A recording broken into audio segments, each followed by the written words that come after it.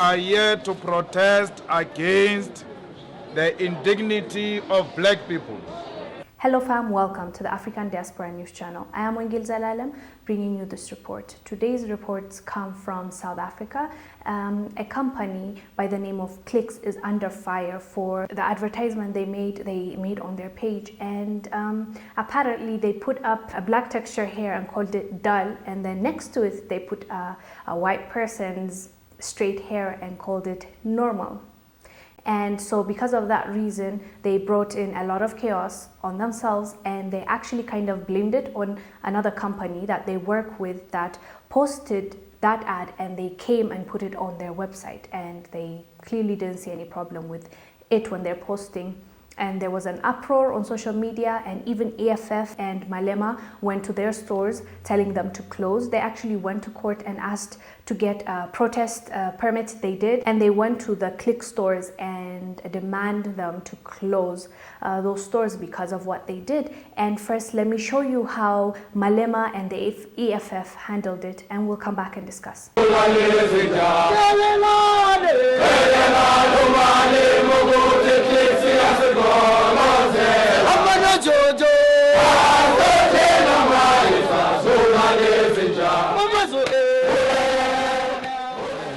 Thank you very much, comrades and fighters. We are here with the leadership of the province, the chairperson Butani, and the spokesperson of the EFF. We are here to protest against the indignity of black people, where Clicks saw it befitting to portray black people in an inhumane manner, in a manner that is not acceptable.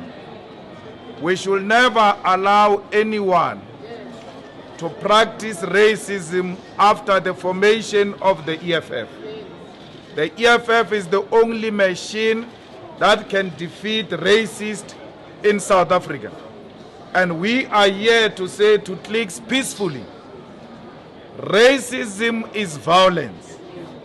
And the only way to defeat violence is through violence. And we are here peacefully. We are saying to them they must close the whole week. They will open from Saturday because they value money more than humanity. They projected us in that way because they wanted to make more money out of projecting black people as people who cannot be celebrated, and their beauty is not befitting of human beings. So we are here to say to them, since you wanted to make money at our expense, we are going to make you lose money because you worship money more than humanity. We wrote a letter to them. We asked them peacefully, do not close, do not open for the next 5 days. They refused. We said to them, suspend the person who was involved in this advert. You must dismiss a company that commissioned this advert. They refused to give us a list of the people who were involved in the advert. They refused to terminate the contract of the company that was involved in projecting black people as ugly people. So we are here to teach them a lesson. We are going to come back here every day, and they are inconveniencing the mall and other shops. I don't know why other shops are closing, because there is no need to close other shops. We are fighting against Clicks, not Checkers and ShopRite and anything like that. Their day will come. Today is the day of Clicks. I support Malema and the EFF, what they were doing on behalf of black women. And in Africa, in South Africa, I am amazed that nobody saw a problem with it. Starting from the company that advertised on that website, starting from that Unilever.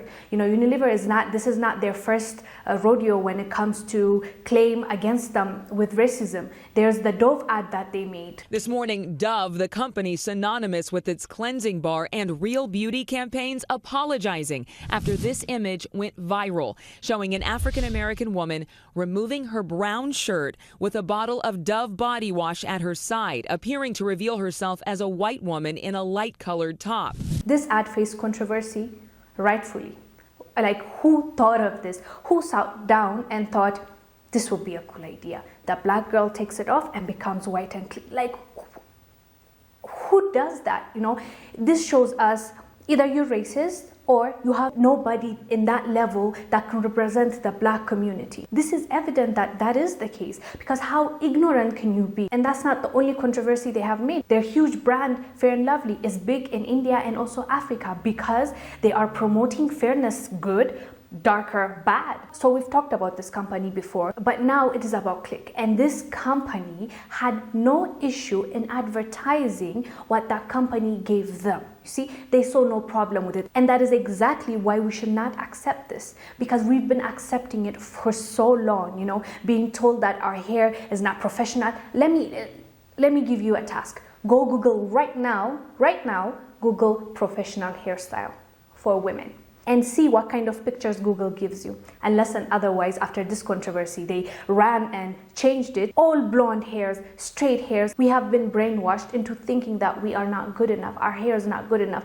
You know what? It's time to say no. I am glad, I am so happy with Malema for taking this initiative and going to their stores and demanding for them to close. You know why? Because you have to hit them where it hurts. And where is that? Money. All they care about is money. So if you make sure that their stores are closed, not even for a whole year, for 1 week, 2 weeks, a month, that the message will be clear, loud and clear, and they will understand the impact that people can have on them. Imagine how much money they'll be losing. That will teach them. That will teach them. That is exactly the angle that Malema and the EFF, making sure that this place are closed. You know, over 600 stores being closed. Can you imagine how much money they're losing? A lot of money. So I think the statement can be done by holding off your money, making sure that you're not supporting that brand, supporting that organization, and making it clear that you no longer support them because they're not for you. That is what they're doing, and I'm very happy, because enough is enough. We've believed this lie for so long that it's imprinted in our heads. Think of it this way.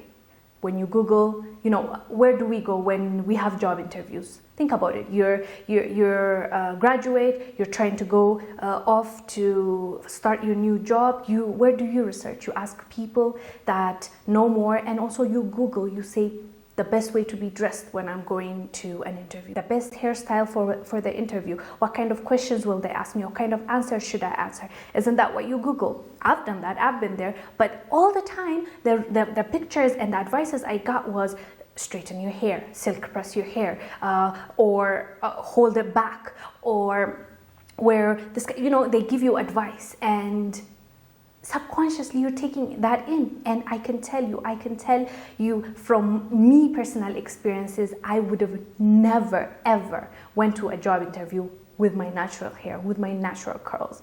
I would always silk press them because I didn't think that was professional. That's what I've been told, and that's what I see. That's what I see being reflected on TV. So I'm like, oh, I can't.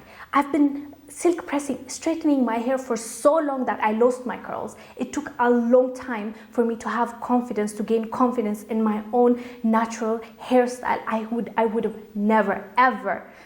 I can't even imagine I'm on YouTube here and showing off my hair. It would have never happened. You know, I slowly got the confidence I needed, and it's been only 2 years with my natural hair journey, 3 years. And imagine what kind of impact it is making individually on all of us. And if we keep following this trend, then that's it. Self-hate will continue. You know, not loving yourself the way you are will continue. Just because we don't look like a certain race. Like, do you hear how crazy that sounds? But the sad thing is, our mothers and grandfathers and grandmothers and all of them before them accepted it. They believed, they wanted to fit in, so they did what they had to do, you know, put on chemicals on their hair, even though it has lots of risks, and hide your hair and damage your hair, all for what? Because of the things that we see, the representations that are available for us.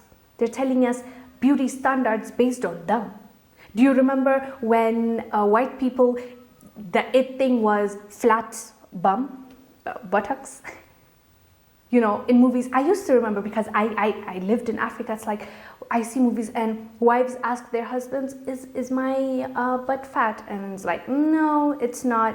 And then she's like, are you lying to me? If he tells her, yes, it is, she'll go crazy. And it's just like the end of the world. But in Africa, I used to wonder, they hate it? Because I always grew up thinking, why is mine flat? I want a bigger one. Because you want to, you aspire to what is appreciated and loved in your community, what you see. But you see now social media, it tells us this is the standard. This waist, this big, hair. As they said, the normal is that the beautiful is the luscious, straight hair. And the kinky, the curly is the dull hair. Really? But we believed it. And it impacted us greatly. But now, it's a no from us, okay? With all these women on YouTube, like, let me tell you who empowered me. Women on YouTube with natural hairs. And they'll make videos about how they make it curly, how they make it stay there longer, how they make it look, you know, shinier, whatever. And I'm like, wow, you can do this to your hair and it will look like this? So that inspired me, you know, and that I'm sure inspiring millions of black girls, whatever type of texture of hair that you have, it is beautiful and you should know how to manage it. Most importantly, you see, the issue I had with them, the biggest issue for me is they put side by side of a black girl's hair texture and they called it dull, and they put right next to it a white hair and called it normal, okay?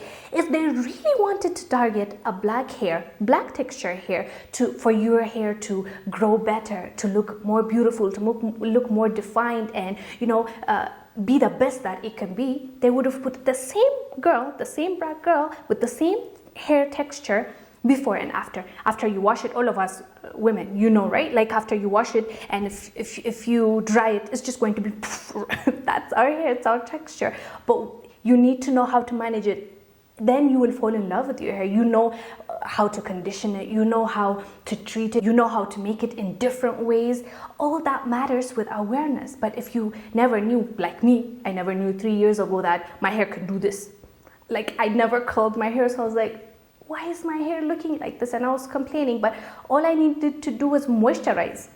Simple information like this can make a lot of change in your life, in your hair, natural hair journey.